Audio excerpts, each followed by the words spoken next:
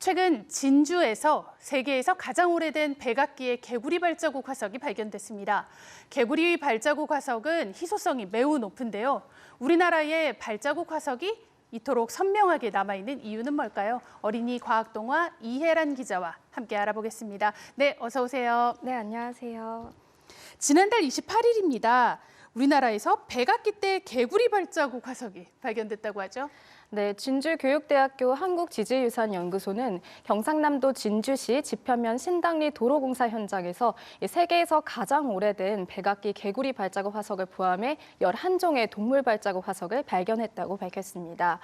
이곳에는 백악기 개구리 발자국이 100개 이상, 익룡 발자국이 30여 개, 그 외에도 사족, 이족 보행 원시악어의 발자국 화석, 다양한 공룡 발자국 화석이 있었습니다. 네, 여러 가지 발자국 화석이 많이 발견이 됐는데요. 제가 공룡 발자국은 들어봤거든요. 그런데 개구리 발자국은 들어보지 못한 것 같습니다. 네, 한국지질유산연구소에 따르면 도로공사 현장에서 발견된 개구리 발자국 화석은 미국과 우리나라에서만 발견될 만큼 희소성이 매우 높습니다.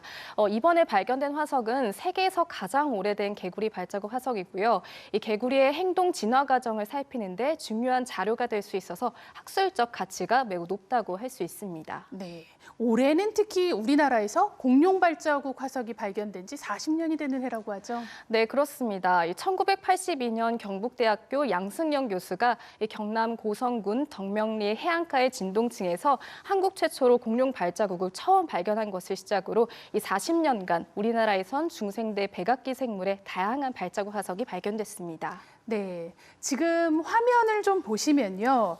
우리나라 경남과 전남 등에서 많이 발견된 척추동물의 대표적인 발자국 모습입니다. 설명을 좀 부탁드립니다. 네, 2019년 발표된 세계에서 가장 작은 육식공룡 발자국 미니사우리푸스는 이 발바닥 전체의 피부 자국이 선명하게 남은 매우 드문 케이스로 학술적 가치가 매우 높았습니다. 또한 2020년 발표된 발자국 화석 바트라초푸스 그란디스는 이 두 발로 걸었던 원시악어가 존재했다는 결정적 증거가 되기도 했습니다. 공룡 발자국 화석 분야 세계 권위자인 미국 콜로라도 대학교 마틴 로클리 교수는 2억 년 전 트라이아스기에 살았던 악어의 뼈가 이 미국에서 발견됐을 때 앞다리가 매우 짧아서 네. 학자들은 이 동물이 뒷다리로 걸었을 거라는 추측을 했다고 했습니다. 하지만 이를 뒷받침할 증거가 없었는데 한국에서 발견된 발자국 화석으로 두 발로 걷는 악어가 존재했었다는 사실을 확인할 수 있었다고 밝혔습니다. 네, 두 발로 걷는 악어가 존재했었다. 네, 참 중요한 사실을 뒷받침하는 증거가 됐습니다. 그런가 하면요, 우리나라 공룡 발자국 화석 산지가 유네스코 잠정 목록에 올랐다고 하죠? 네, 현재 경남 고성, 전남 해남, 여수, 화순, 보성 이렇게 5개 지역이 KCDC라는 이름으로 유네스코 자연유산 잠정 목록에 올라가 있는 상태입니다. 마틴 로클리 교수 등 화석 분야 전문가들은 우리나라는 세계적으로 신종 발자국 화석이 다수 발견되는 유일무이한 발자국 화석 산지이기 때문에 정식 등재도 충분히 가능성이 있을 거라고 전했습니다. 우리나라는 현재 볼리비아 그리고 스페인, 포르투갈 등의 나라와 유네스코 자연유산 등재를 놓고 경쟁을 하고 있습니다. 네. 국립문화재연구소 자연문화재연구실 임종덕 실장님과 인터뷰를 했었는데요. 실장님께서 이제 말씀하시기로는 기존에 올렸던 발자국 화석 산지에서 최근에 이제 많은 연구들을 했잖아요. 그래서 이렇게 연구했던 것들을 토대로 진주 지역이나 일부 다른 지역을 추가를 하거나 네. 또 수정을 해가지고 차근차근 이제 정식적으로 등재하는 것도 준비하시겠다고 밝혔습니다. 네, KCDC 한국의 백악기 공룡 해안이죠. 유네스코 정식 등재란이 또 기대가 됩니다. 그런데요, 이렇게 발자국 화석이 특별히 화석으로서 어떤 가치가 있는 이유가 있을까요? 네, 아무래도 뼈 화석이 조금 더 익숙하시죠. 네. 발자국 화석은 조금 낯서실 수도 있을 것 같은데요.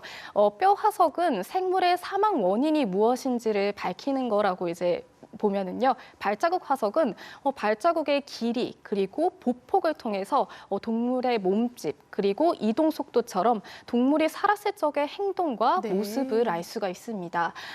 또 발자국 화석의 퇴적물 상태에 따라서 당시의 퇴적 환경과 또 해당 쪽이 서식했던 서식지 환경도 파악을 할 수가 있는데요. 발자국 화석을 연구하는 학자들은 마치 과학수사대가 범죄 현장에서 이제 증거를 찾는 네. 것과 비슷하다고 비유를 합니다. 굉장히 재밌게 저는 이 이야기를 들었는데요. 발자국 화석의 단서를 통해서 당시 이 발자국의 주인이 누구인지 이제 탐색을 해볼 수가 있고요.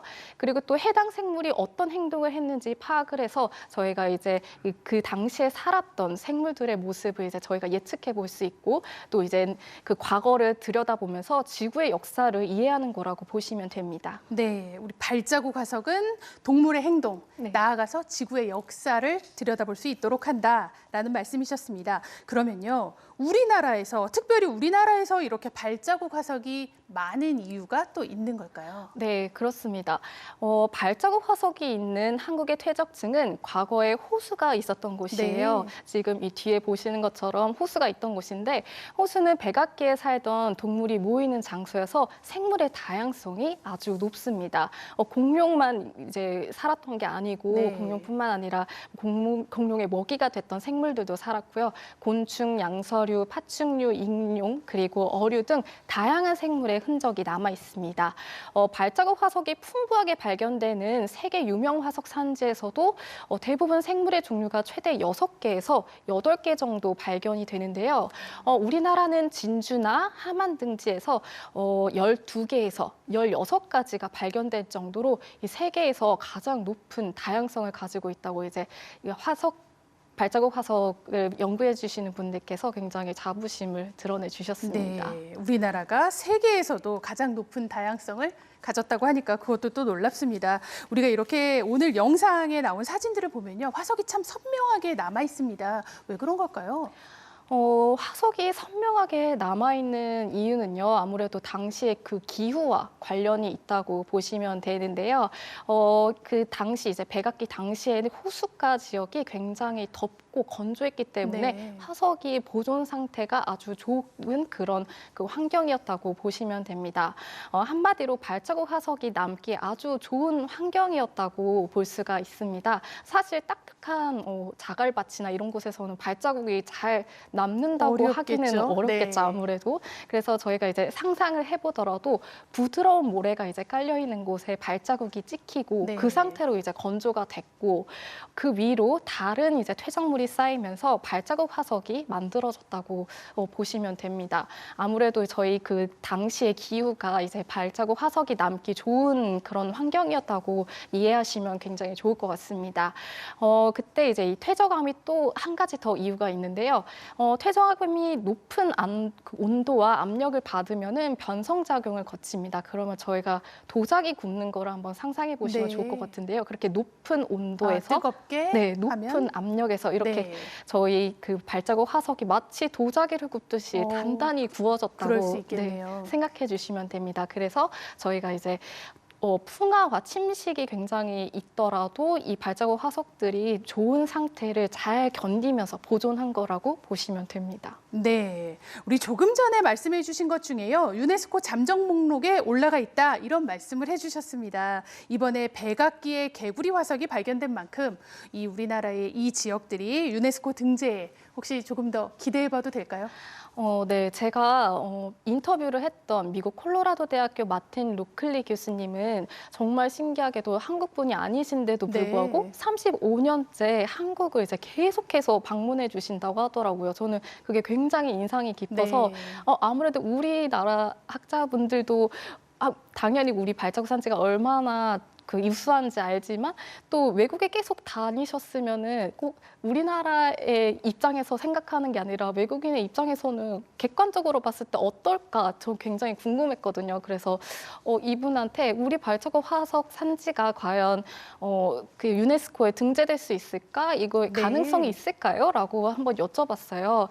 그랬더니 이제 전 세계 각지의 발자국 산지를 그 방문하시는 이제 연구자분께서 한국은 발자국 화석에 대한 접근성과 그리고 이제 침식됐을 때 버티는 정도, 그리고 지금 현재 보존되어 있는 상태, 그리고 정부 차원의 관리, 그리고 생물적 다양성이 아까 말씀드렸다시피 굉장히 다양성이 높잖아요. 그래서 이러한 것들을 모두 다 살펴봤을 때 우수하다고 볼 수 있기 때문에 앞으로 충분히 유네스코에 이제 등재될 가능성이 굉장히 높을 거라고 기대감을 비춰주셨습니다. 네. 우리 화석들이 지구의 역사를 말하는 그런 귀한 자료로 유네스코에 등재가 되기를 또 기대해 보겠습니다. 네, 오늘 말씀 잘 들었습니다.